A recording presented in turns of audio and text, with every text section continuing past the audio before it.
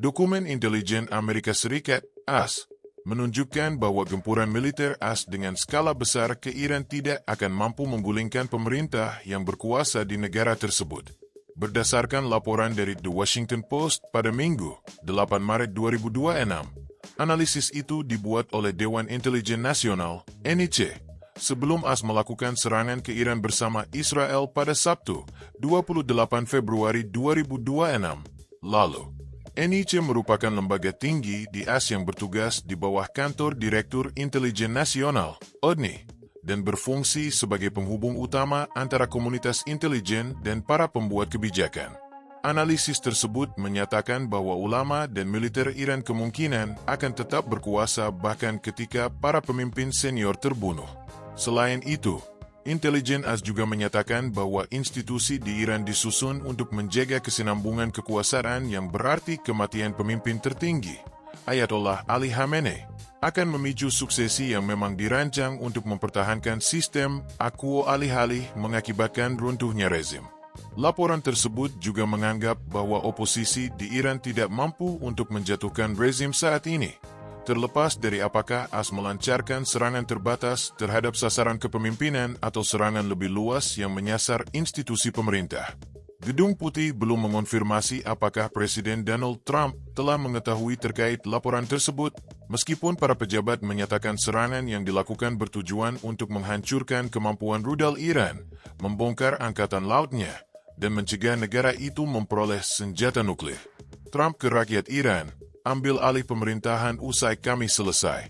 Pada awal serangan AS, Trump sempat meminta agar rakyat Iran berlindung dan merebut kekuasaan setelah penyerangan selesai dilakukan. Tetap berlindung, jangan tinggalkan rumah Anda, di luar akan sangat berbahaya sekali. Bom akan jatuh di mana-mana, kata Trump dalam pidato yang diunggah di medsos, Truth Social.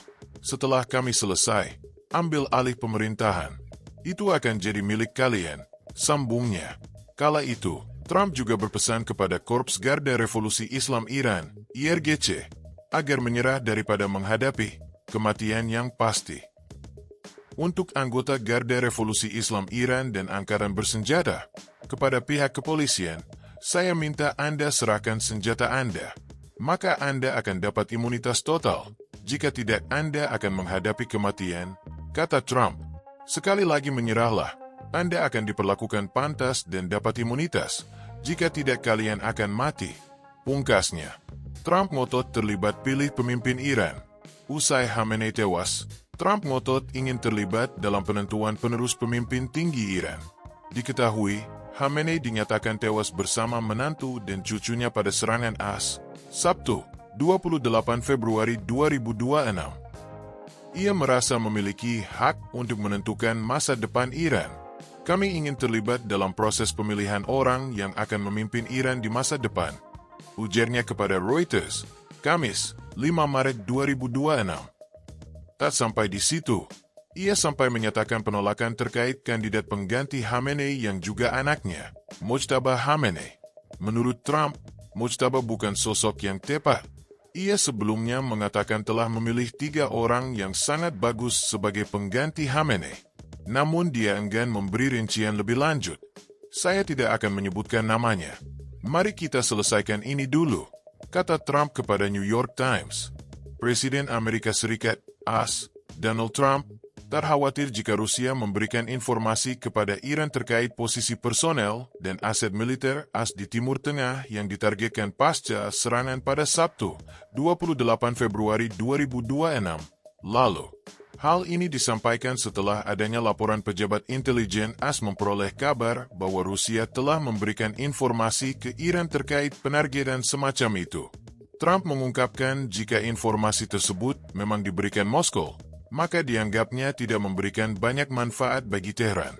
Jika Anda melihat apa yang terjadi pada Iran dalam sepekan terakhir, jika mereka mendapatkan informasi, itu tidak banyak membantu mereka, ujar Trump setelah menghadiri pemakaman 6 prajurit AS yang tewas dalam serangan drone di Kuwait, Sabtu, 7 Maret 2026, dikutip dari Associated Press, AP. Trump juga enggan menanggapi ketika ditanya wartawan terkait hubungan AS dan Rusia jika kabar tersebut dibenarkan. Mereka akan mengatakan kami melakukannya terhadap mereka. Bukankah mereka juga akan mengatakan bahwa kami melakukannya terhadap mereka? Ujarnya. Kabar ini muncul seiring dengan kebijakan Departemen Keuangan AS yang tetap mengizinkan India untuk tetap membeli minyak mentah dan produk petroleum dari Rusia selama sebulan hingga 4 April 2026 mendatang. Namun, kebijakan ini dikritik oleh Partai Demokrat maupun partai yang menaungi Trump, Partai Republik. Dikutip dari The Guardian, Partai Demokrat menyatakan kebijakan tersebut justru memberikan kesempatan Moskow memperoleh pendapatan tambahan untuk pembiayaan perang di Ukraina.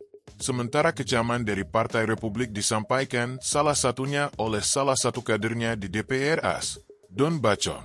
Dalam cuitannya di X, dia menyatakan kelonggaran yang dilakukan AS tersebut menjadi kelemahan terhadap Rusia yang sangat memprihatinkan. Kemudian, anggota DPR dari Partai Demokrat, Ted Lieu mengecam kebijakan tersebut karena dianggap sebagai pengkhianatan. Batalkan keputusan Anda untuk mencabut sanksi minyak terhadap Rusia. Ini adalah tindakan pengkhianatan bagi Anda untuk membantu Rusia. Sementara itu, Rusia membantu Iran dalam menargetkan pasukan Amerika. Katanya di akun X pribadinya yang ditujukan kepada Menteri Keuangan AS, Scott Bessent. Di sisi lain, kelonggaran AS terkait impor minyak mentah oleh India dari Rusia buntut dari melonjaknya harga minyak global. Selain itu, keputusan tersebut menyusul pengumuman Trump yang menurunkan tarif terhadap India setelah para pejabat mereka setuju untuk mengurangi ketergantungan pada minyak mentah Rusia yang murah. Harga minyak telah melonjak lebih tinggi dan tidak menunjukkan tanda-tanda akan turun pasca sepekan konflik Iran dengan AS dan Israel. Imbasnya, Selat Hormuz yang menjadi jalur distribusi ditutup oleh Iran hingga mengakibatkan sekitar 20% distribusi minyak global terhenti. Moskow hingga Pentagon enggan berkomentar tentang kabar pemberian informasi ke Iran terkait posisi aset militer AS di Timur Tengah.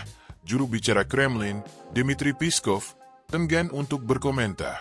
Dia hanya mengatakan serangan AS dan Israel ke Iran adalah tindakan agresi bersenjata tanpa provokasi. Peskov pun mendesak agar konflik segera diakhiri. Dikutip dari The Washington Post. Senada dengan Peskov, CIA dan Pentagon juga enggan berkomentar terkait informasi tersebut. Hal serupa juga disampaikan oleh juru bicara Gedung Putih, Anna Kelly. Dia hanya mengatakan bahwa balasan Iran pasca dibombardir AS dan Israel telah berkurang intensitasnya. Rezim Iran sedang dihancurkan sepenuhnya. Serangan balasan rudal balistik mereka berkurang setiap hari. Angkatan laut mereka sedang dilumpuhkan. Kapasitas produksi mereka sedang dihancurkan. Dan para proksi hampir tidak melakukan perlawanan. Tuturnya. Pengamat yakini serangan balasan Iran ke AS karena bantuan Rusia. Di sisi lain, beberapa pengamat meyakini bahwa serangan balasan Iran ke AS buntut adanya bantuan dari Rusia. Peneliti hubungan Iran dan Rusia di Harvard Kennedy School, Nicole Grajewski, meyakini hal tersebut berkaca dari tepatnya serangan balasan Iran dengan menyasar pertahanan AS di Timur Tengah. Mereka berhasil menembus pertahanan udara, ujarnya. Anggapan serupa juga disampaikan oleh pakar militer Rusia di Chernihiv Endowment for International PAJ, Dara Masikot. Dia mengatakan serangan presisi Iran dinilai tidak mungkin hanya mengandalkan satelit militer yang dimiliki. Menurutnya, satelit milik Iran tidak memiliki teknologi hingga menggambarkan citra pertahanan AS dengan begitu presisi. Mereka melakukan ini dengan cara yang sangat terarah. Mereka menargetkan komando dan kendali. Jelasnya. Download Tribun X sekarang. Menghadirkan lokal menjadi Indonesia.